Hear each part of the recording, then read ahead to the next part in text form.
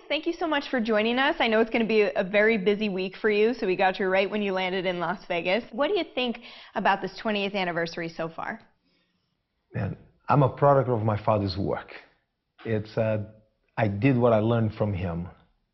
Yeah, let's say I created explosion 20 years ago, helped the world find out about the art of Gracie Jiu-Jitsu. Yeah, let's talk about growing up with your dad. You were one of 9, and your dad obviously was a legend, but he never forced any of you into training. He said, when they're ready, they can do it. Do you feel like that's why you guys all have such a big love for jiu-jitsu, is because you didn't have to do it, you did it because you loved it? Yes, and he was teaching us. Today I can see he was teaching us how to become teachers, not how to become fighters. Fighting became it's a personal challenge. In order for me to teach, I have to prove it to myself that this stuff really works. Let's go back to how you started in the business. It's a story that us involved in the UFC and mixed martial arts really know, but for those who don't, can you kind of walk us through how you got to UFC One?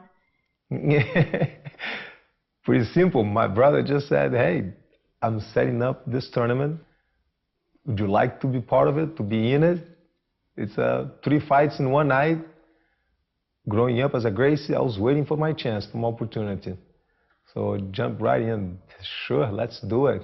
Do you remember what that feeling was like when he asked you? I am pretty, let's say, cold when it comes to feelings like this. I want to do it. It's my job. Give me a chance, please. But it's not, it's like celebrating. I'm against celebration. Let's celebrate the win. It's my job to win the fight. So I'm getting paid to win.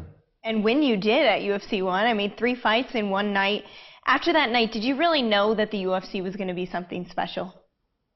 I knew the UFC was going to be something special before even the UFC happened. The world wants to see who is the best fighter. There's always that interest. So everybody's always interested in, okay, who would win a fight between Bruce Lee and Muhammad Ali? If they put both of them in the prime time, Mike Tyson and Bruce Lee, who would win a fight? You see, people have that kind of curiosity. So, yeah, we knew it. A fight that a lot of people called for was you versus Mike Tyson. Was that something that I thought you ever entertained? Was that something that ever went through your mind, like, hey, I'll do that?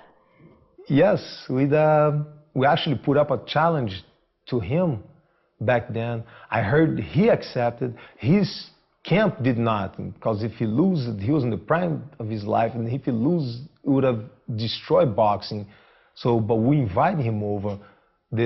His lawyers, his people said, nope, forget it. How do you see that fight unfolding if it would have happened? There's only one way to find out. Hey, I did not want to get hit by him. It would take one punch. I would be out. If he punched my shoulder, my arm would probably fall off. I mean, Mike's around now. Do you ever get to talk to him, or do you guys ever talk about, like, hey, what if we would have fought? Oh, I met him not too long ago at the UFC. And I had my kids with him. He told my kids, man, your father is the best fighter. My kids look up to him. It's like, whoa, Mike Tyson is saying that you're the best fighter ever? It's like, that was awesome. Somebody that's quickly risen to the ranks, and I'm sure you have kept your eye on, is Ronda Rousey. And there have been some comparisons to her career path and your career path, not only the submission strengths, but, you know, the undefeated. She's got a great nemesis in Miesha Tate, as you did with Shamrock.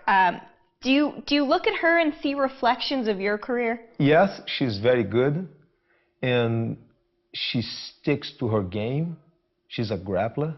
She's a judo player. So she doesn't play around trying to box with the opponent. She comes in, she does what she knows best. So that's what I did when I was fighting. Yes, I learned other styles for me to know what's coming at me. Not because I'm going to box. She learned box. I can see she's been practicing, but she doesn't stand there and, okay, I'm going to knock you out. No, she comes in, take the opponent down, and go for the finish, for the submission. Do you feel like her pressures now are some pressures that you may have faced early on? Yes, but the pressure, it's something that she has to take care of it. She can ignore it and just be herself, or she can let that get into her head. I didn't let it get into my head. What do you think would be harder? You know, what you had, 3 or 4 fights in one night, or one training camp where you're cutting a lot of weight and preparing for just one specific opponent? I don't need to cut weight. I never cut weight. But fighting an open weight, I mean, you need time if you find somebody bigger and stronger. You can't put time limit. And if you put time limit in most of my fights against Dan Severn and Ken Shamrock, and they would have won. Without the time limit, I finished them. So it's without the time limit, it's hard. But again, fighting somebody bigger, no time limit, no gloves, no rules, and then you have to come back and fight 3 more fights after that one, 4 fights in one night, and you don't know who's on there, so you got to be ready for everybody. So you got to train for a sumo wrestler, and you got to train for a karate guy and a kickboxer and a wrestler, so you got to train for everybody, so it makes it much harder. What do you think about guys now who they know they have a 15 or 25-minute fight and you see their cardio start to fail? Is that something that bugs you as a guy who had to fight literally all night? I mean, yes, it does. It's a profession. It's your job to be in shape. It's your job to show up at that weight division. If you can't make weight and you show up and you get tired during the fight, one time, okay, it's understandable. Something happens, something's wrong, you're not on your day. But if it happens 2, 3 times, it's your job. You have to be in shape. Something either you're doing wrong or you're something that you're not doing. Yes, it does bother me. What about the growth of the UFC? Is it cool for you to go to these other countries where you don't share the same language or you may not share the same customs, but you all understand and love the same sport? Kids all over the world are growing up now. The new generations is training to like baseball. One day I want to be a professional baseball player. One day I want to be a professional soccer, football player. One day I want to be a UFC fighter. Now you know that it made it.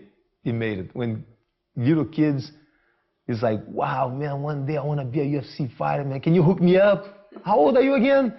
10 years old? Yeah, can you let me fight one day for the UFC? Sure, look me up about 20 years from now. 10 years from now, look me up.